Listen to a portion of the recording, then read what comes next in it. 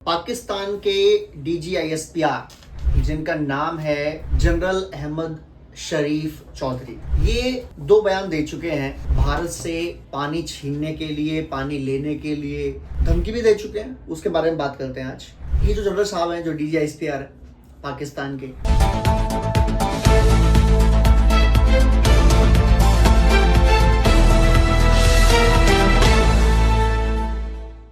Hello friends, Pakistan के DGISPR जिनका नाम है जनरल अहमद शरीफ चौधरी, ये दो बयान दे चुके हैं भारत से पानी छीनने के लिए, पानी लेने के लिए धमकी भी दे चुके हैं। उसके बारे में बात करते हैं आज।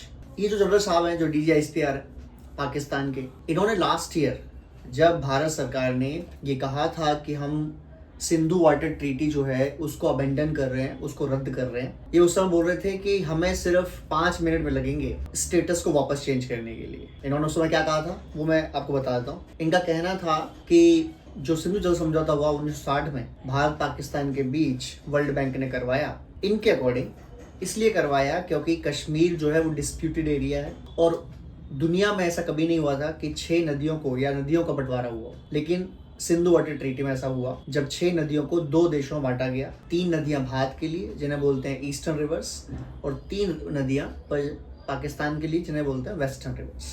3 नदियां जो ईस्टर्न रिवर हैं या पश्चिम या पूर्वी नदियां हैं, इनका पूरा हक भारत को दिया गया, और 3 नदियां जो पश्चिमी थी इनका 80% पाकिस्तान को और 20% भारत को दिया गया। अब जो नदियां हैं इनकी सिंधु, झेलम, चिनाब, इसके अलावा सतलुज, व्यास, रावी, ये भारत के हिस्से में है, और सिंधु, झेलम, चिनाब जो है वो पाकिस्तान के हिस्से में। इन्होंने कहा कि क्योंकि ये डिस्प्यूटेड एरिया था, वर्ल्ड बैंक ने इसको माना कि डिस्प्यूटेड एरिया है, और इसलिए भारत पाकिस्तान में डिवाइड करते नदियों को। लेकिन पाकिस्तान की जो पब्लिक है, जो जनता है, वो जानती है कि कश्मीर बनेगा पाकिस्तान, और पाकिस्तान के लोग उस फैसले का वेट कर रहे हैं, उस चेंज का वेट कर रहे हैं। उसके बाद हम तय करेंगे कि हम भारत को पानी देंगे या नहीं देंगे। ये इस भाई का मानना है, जो ये DGISPR पाकिस्तान है। और इसने उस दिन कहा था कि हमें सिर्फ 5 मिनट लगेंगे नदियों का स्टेटस चेंज करने के लिए।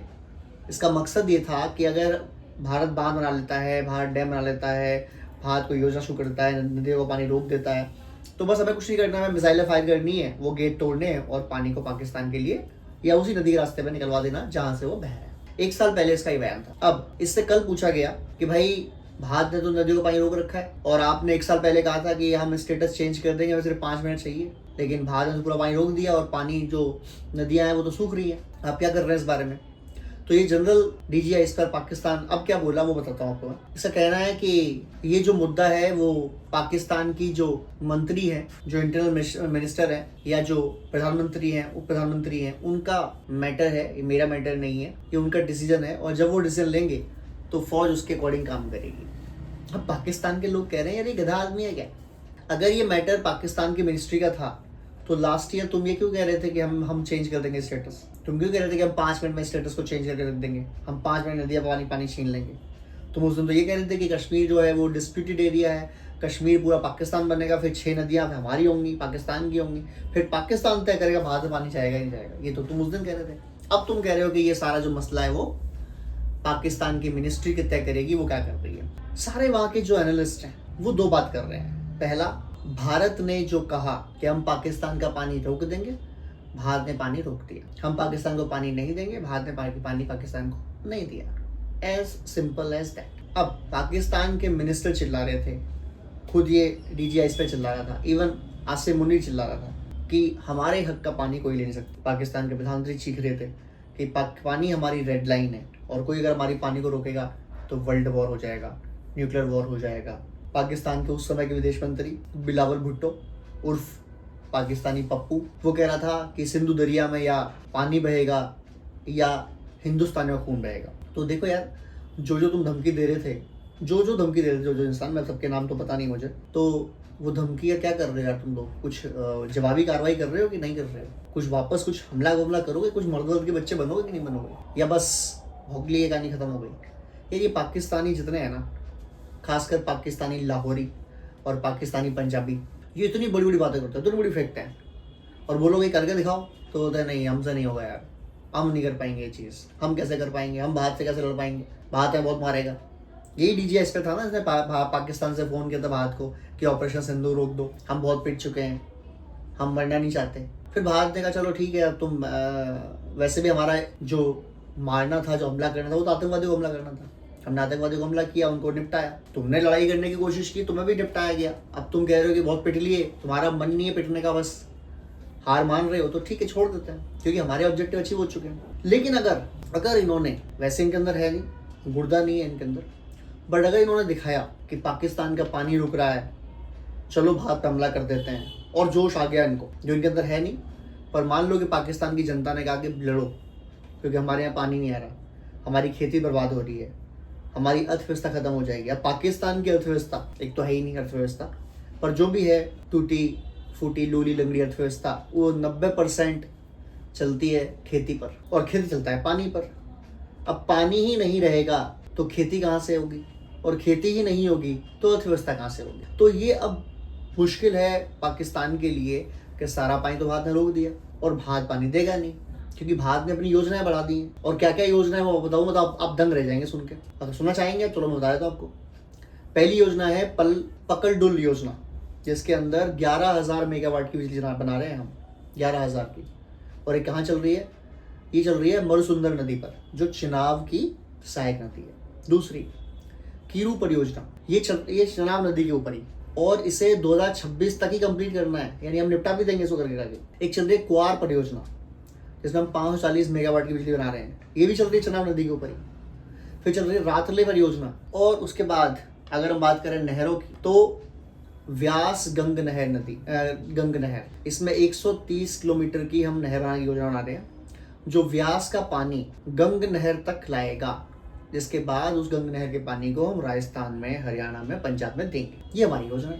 अब आपको पता ही है कि सतलुज, व्यास और रावी ये तो भारत की नदियां ही हैं, तो इनका पानी हम पहले जाने देते थे पाकिस्तान की, चलो बहने तो कोई बात नहीं, वो भी यार कभी तो हमारे भाई थे, कभी तो देश एक ही था, और एक अच्छे फेदे बह देते। लेकिन वो कहते हैं कि नहीं, आपको तो बहना ही देना पड़ेगा, आपकी औकात नहीं है रोकने की, तो हम औकात दिखा रहे हैं, हमको रोक सकते हैं।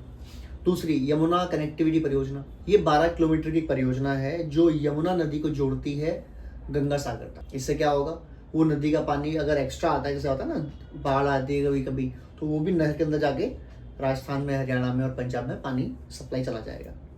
झेलम चिनाब को नियंत्रण करने के लिए, पानी को रोकने के लिए, डाइवर्ट करने के लिए किशन गंगा योजना चल रही है झेलम और चिनाब के ऊपर। अब एक और बांध बन रहा है, शाहपुर कंडी बांध, ये बन रहा है रावी नदी के ऊपर, जो लगभग पूरा हो चुका है, पानी रुकना शुरू कर दिया इसने। उसके बाद डेटा शेयरिंग, इसमें एक रूल था इस डील के अंदर कि भारत हमेशा हर महीने, हर साल पानी कितना आया, पानी कितना है नदी में, उसका डेटा शेयर करेगा पाकिस्तान से। और जब भी ऊपर ज़्यादा बाढ़ आएगी, पानी आएगा, बरसेगा, तो पानी जब फ्लो करेंगे पाकिस्तान में तो उसे इन्फॉर्म करेंगे।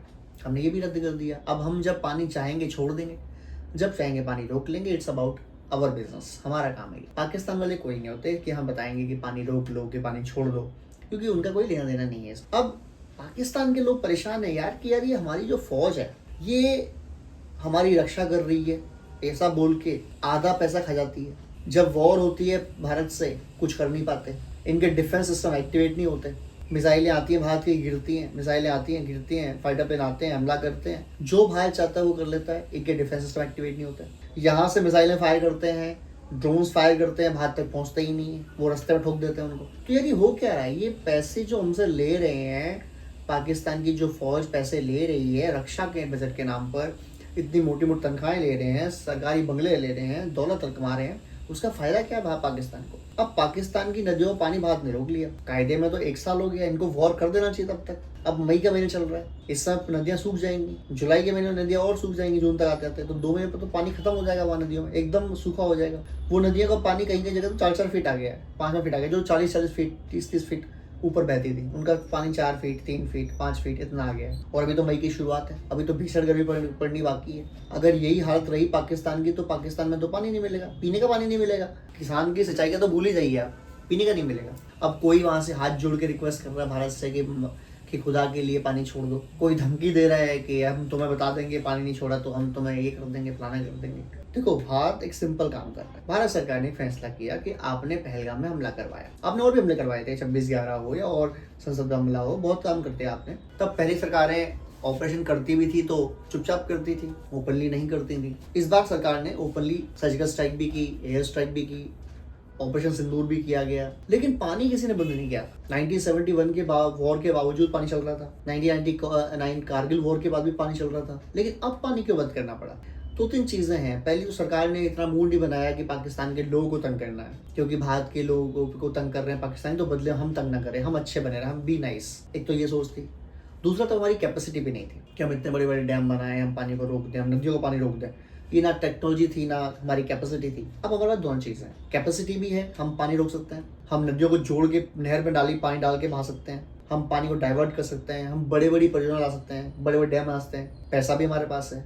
और अब जो हमारी नीयत है वो भी, हम ये चाहते हैं साफ साफ कि जब तक पाकिस्तान अपने ये आतंकवादी भेजना बंद नहीं करे भारत में, जब तक भारत के शरीफ लोगों का कत्ल पाकिस्तान करता रहेगा, खून बहाता रहेगा पाकिस्तान को हम 2 बूंद पानी नहीं देंगे, 2 बूंद पानी। और तुम कहते थे कि 100% पानी जो भारत का है पूर्वी नदियों का, वो तो हम लेंगे ही। हम 80% जो तुम्हारा पानी था ना वेस्ट नदियों का, वो भी लेंगे। और तुमसे जो हो सकता है तुम कर लो ट्राई। पानी नहीं मिलने वाला, और पानी नहीं मिलेगा तो पाकिस्तान 1 साल के अंदर, वैसे भी कंगाली है, वैसे भी भीख पे ही टिका हुआ है, और भिखारी हो जाएगा, और भिखारी हो जाएगा। और पाकिस्तान को ये रियलाइजेशन हो चुका है। अब पाकिस्तान करे तो करे क्या? नंबर 1 वर्ल्ड बैंक में जा चुका कि भारत से बोलो कि ये डील जो है करें। भारत ने बोला डील हमारे बीच में थी, हमें कैंसिल कर दी, कहानी खत्म।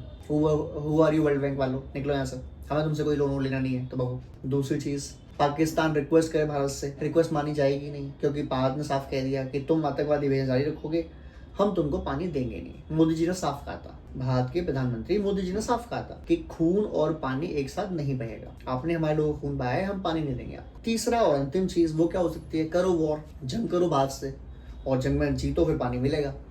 पर पहली बात तो, क्या तुम जंग लड़ने की स्थिति में हो? क्या तुम्हारे पास पैसा है जंग लड़ने का, तुम्हारे हथियार जंग लड़ने का, तुम्हारे विल है जंग लड़ने की? इच्छा हो भी सकती है लड़ने की, लेकिन पैसा और हथियार कहाँ से लाओगे? इच्छा से तो नहीं आ सकता है। जिस पाकिस्तान के पास अभी 1-1.5 महीने जब से ईरान ने रास्ते बंद किए पेट्रोल डीजल के, जिस पाकिस्तान में 25-30% ही पेट्रोल डीजल का संभावना सप्लाई कर पा रहे हैं, और रेट लगभग डबल कर दी गई है। अगर भारत से लड़ाई हो गई तब क्या करोगे आप? तब क्या करोगे? कहाँ से लाओगे पैसा लड़ने के लिए? कहाँ से मोबिलाइज करोगे फौज को? एक दिक्कत तो वो है। दूसरा, सब कुछ कर भी लें, फिर आप जीत कैसे पाओगे? आपकी जीतने को औकात नहीं है। आपकी कोई मिसाइल भारत की रेखा को पार करके इधर आ नहीं सकती, कोई ड्रोन इस तरफ आ नहीं सकता, और गलती से अगर एक आध आ भी गया तो बदले में आपके पास 10-20 पड़ जाएंगे एक साथ, फिर क्या करोगे? पता लगा आपने हमारी नदियों का बांध तोड़ने की कोशिश करी, आपने मिसाइल फायर किया और मिसाइल मान लो लग गई, थोड़ा बहुत हो गया, पानी छूट निकलने लग गया, पानी थोड़ा जाने लग गया, बदले में आपके पास जो 2-3 जो डैम हैं आपके, जो कई साल पहले बने थे, आपने तो बनाए ही नहीं है। कुछ तो बनाए थे अंग्रेजों ने, आपने खाली मेंटेनेंस करी है, कुछ की मेंटेनेंस भी नहीं हुई है। जैसे नीलम झीलम डैम वगैरह है, भारत ने वो उड़ा देना है, तो जो थोड़ा पानी पाकिस्तान का है वो भी निपट जाएगा। और लीगली कर सकता है भारत, क्योंकि आपने हमारे इंफ्रास्ट्रक्चर में हमले किया, हम आपके भी कर सकते हैं। अब आपकी तो एक मिसाइल हाथ में गिर जाए यही बड़ी बात है, हमारी 100 के 100 गिरेंगे, फिर किसको नुकसान ज़्यादा होगा? तो पता लगा ये तो पानी आ ही नहीं रहा, जो था वो भी निपट गया, फिर क्या करेंगे आप?